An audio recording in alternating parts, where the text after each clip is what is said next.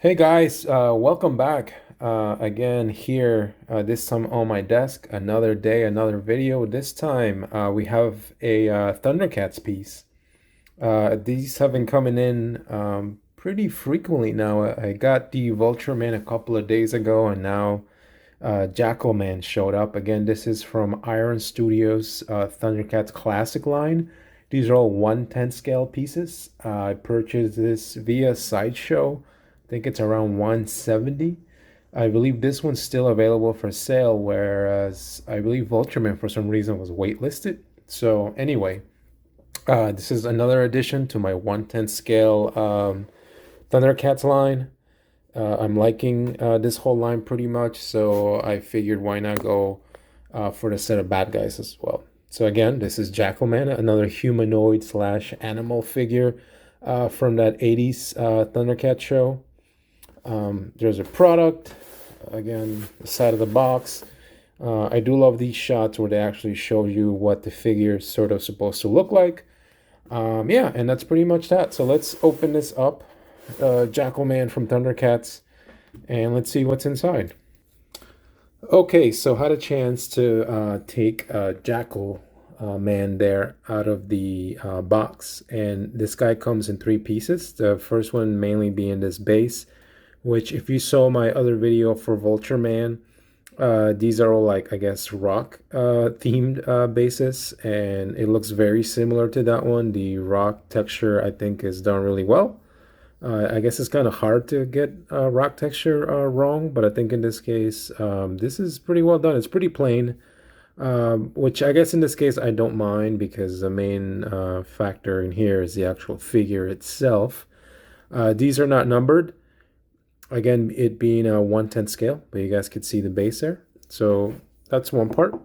The other part is this club weapon that he comes with, which I'm assuming it's supposed to be a club made out of wood or a branch. I think in that case, the texture is done really well.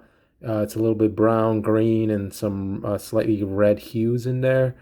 So it's not plain by any means. I think it looks nice. It's definitely a good part for the club there that he carries. And then the main part is the figure itself, which is in this, again, stretched out pose, actually very similar to Vultureman, except that this guy's hand is not sort of touching the rock, the stone. As far as the sculpt in this guy, again, I do think for 1/10 scale is done really well. You guys could see there's a lot of detail on the teeth. The mouth, I think, is really well done. The eyes, definitely looks like a jackal there, like a humanoid jackal anyway. The fur, again, great job. I think it blends in well with the rest of the body.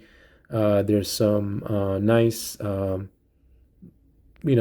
sculpt in the legs. I do like the way that it's done. Here's the peg for the leg. There is no magnet here on the other leg, but again, these pieces are not like heavy or anything, so I don't mind it too much. I love this part in the forearm. It's really cool. I love the straps. I think they did again a great job there with that.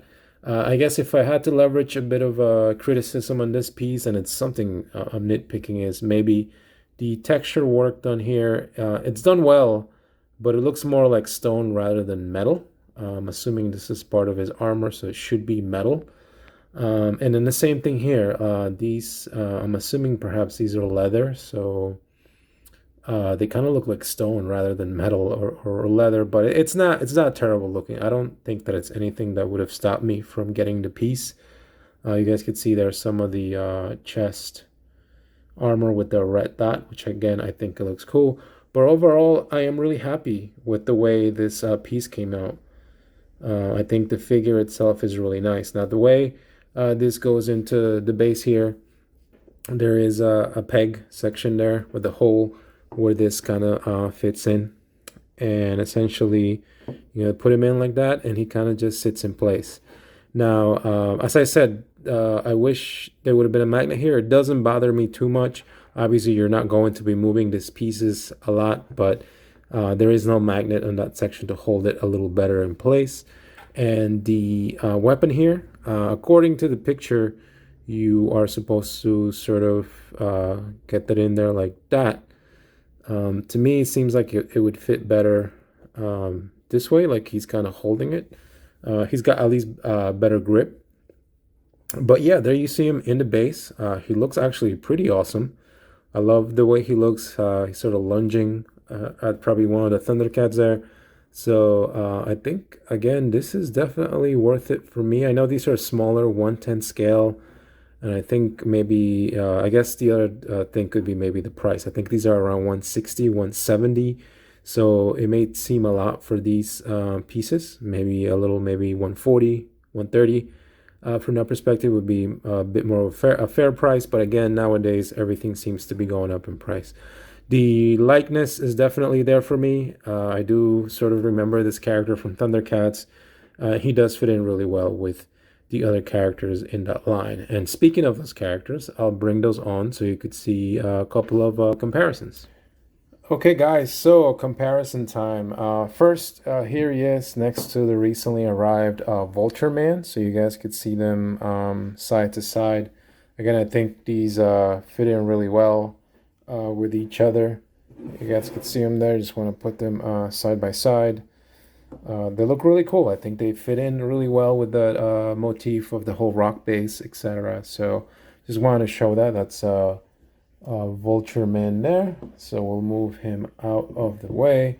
And then we'll put up the big baddie here. Here he is next to the, again, 1/10 scale Mumra from Iron Studios. Again, I think that fits in really well. I think he actually looks really cool there next to Mumra. So I just want to show that. So we'll move the big guy here out of the way. And then let's bring up Panthro here. He has a bit more of a relatable base there. Kind of around the same height. Actually, this guy is a little taller just because of his stance. But again, I think they complement each other really well. And you can put them sort of facing against each other if that's the type of thing you want to do. But yeah, I think, again, these look great together. Let's move Panthro out of the way here, and I'll give you a look at Chitara. Again, another one there. They're constantly fighting each other, so there you go. I think that looks awesome. I definitely, I'm so glad I got into these Thundercats 1/10 scale pieces from Iron Studios. I think they've done a great job with them. So that's that. And then before, I guess, as we wrap up, here he is next to Wily Kit and Wily Cat. But I think if you are already into this 1/10 scale line, I would definitely recommend Jackalman there. I think he complements all the other figures really well. I think he'll go in together. I do think, however, that on his own, I don't know if it's something you'd get just to get a Jackalman figure. Granted, you know, there may be folks who are into the character, but I do think that this guy here would benefit being part of the whole diorama rather than a piece on its own. Whereas something like, let's say, Chitara here, I think that piece definitely stands on its own. That's something you could own on its own, or even the Liono piece. This guy definitely complements the rest of the line. 170, I think this guy's 160 or 170, maybe a little too much for what you get. But again, it is highly detailed for 1/10 scale. And again, I'm already well into this line. I already have a couple of other characters pre-ordered, just waiting on them to get in. So I was really happy to get this one in. Anyway, thank you so much if you made it to the end. Let me know if you have any questions. I'm really happy with this Jackalman figure, and another great addition to my 1/10 scale Thundercats collection. Have a great day. Take care of each other, be nice to each other, and I will see you next time. Take care.